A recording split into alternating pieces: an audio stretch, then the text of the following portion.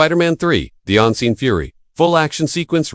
We've all seen Spider-Man 3, but what if I told you we could do it better? If you want to see an unseen version of the best action scenes from Spider-Man 3, then stick around. Let's dive right in. The first thing that needs to change about this opening sequence is the fact that the symbiote is on screen way too early. I would have waited until he started stabbing people with knives at the museum. That's when the symbiote should have first appeared. But we know that the symbiote doesn't appear in this movie until Peter shows up. And we also know that Venom is supposed to be hunting him. So, let's fix that. Our story begins with the Daily Bugle having won the Pulitzer Prize for photography. We then pan over to Peter Parker, who is taking pictures of buildings for the paper. He sees a UFO land in the distance and thinks nothing of it, just continuing on his merry way. But this alien ship that has landed in the distance is actually a prison ship carrying one of the most deadly and powerful symbiotes the world has ever seen. This symbiote is extremely intelligent, manipulative, and vicious.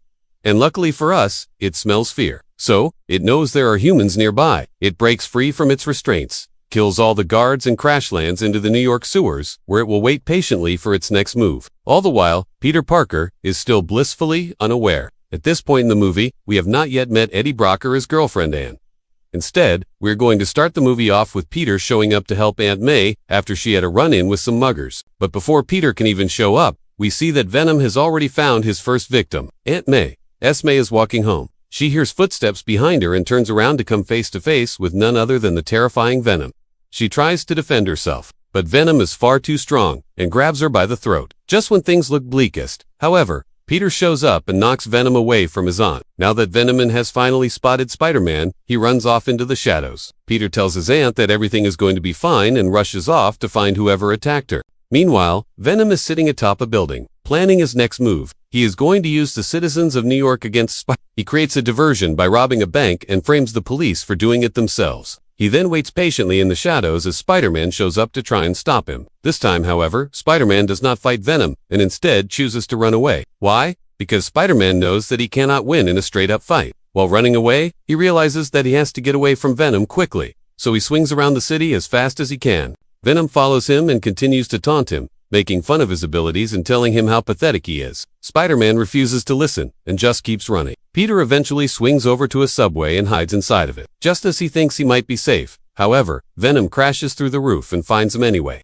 Spider-Man continues to try and escape, but Venom is far too quick for him. He knocks him down and pins him to the ground. Now that he has Spider-Man exactly where he wants him, Venom makes his move. He attaches himself to Spider-Man and drains his powers, completely stripping him of his abilities. With no powers, Spider-Man is completely helpless. Venom tells him how pathetic he is without them, and absorbs his costume, becoming the most powerful Spider-Man ever. Venom goes on to defeat the entire police force single-handedly, proving how powerful he truly is. The citizens of New York panic, and everyone wonders who could possibly defeat this new At that moment, we cut to black as Venom looks out over the city. He has now taken control of Spider-Man's body. But the battle for the soul of Peter Parker is just beginning. Let me know if you approve of this new direction for Venom in the comments below. I think this would have been a great way to kick off the movie. The next scene I want to reimagine is the train station fight. This one was honestly pretty awesome, but we can make it a lot more brutal. The fight starts off the same with Eddie being late to meet up with his girlfriend, but soon enough he spots Spider-Man trying to run away.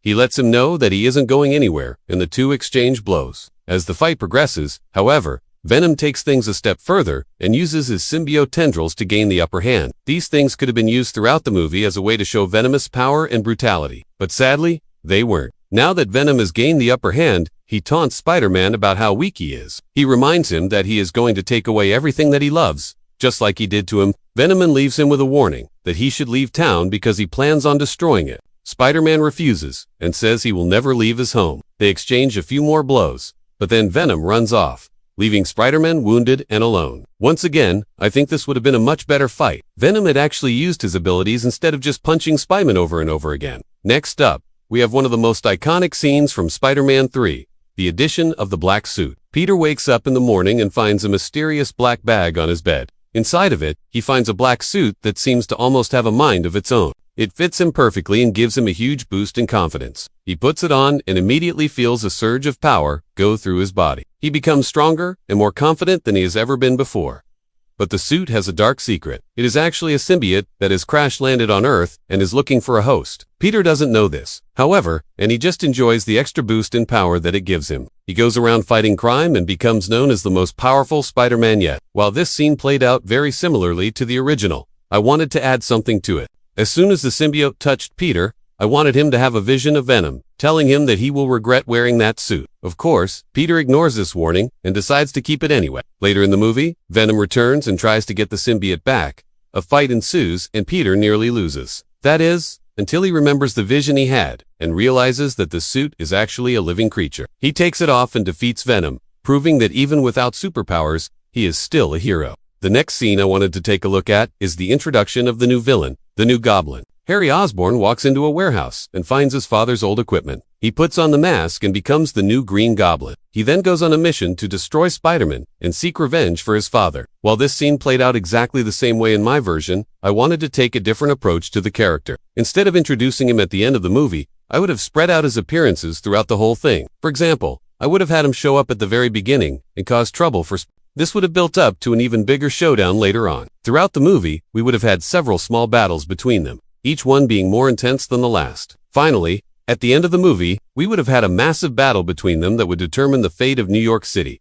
Harry is a complex character with a lot of depth to him. He is a tragic figure who is consumed by his hatred for He is driven by his desire for revenge, and he will stop at nothing to achieve it. Harry is a formidable opponent for Spider-Man, and he pushes him to his limits. Their battles are epic and they are always evenly matched. In the end, Harry is defeated, but not before he has caused Spider-Man a lot of pain. The next scene I want to look at is probably one of the most controversial ones from the movie. It is the dance scene where Peter and Mary Jane are getting close to each other. In my version, I would have kept this scene in, but I would have changed it slightly. Instead of just having them slow dance, I would have had them actually talk to each other. This would have given us more insight into their relationship and would have made it feel more natural. Additionally, I would have added some tension to the scene by having Venom watch them from afar. This would have set up his jealousy and obsession with Mary Jane later on in the movie. Overall, I think this would have been a more interesting and well-executed scene. The last scene I want to take a look at is the final battle between Spider-Man and Venom.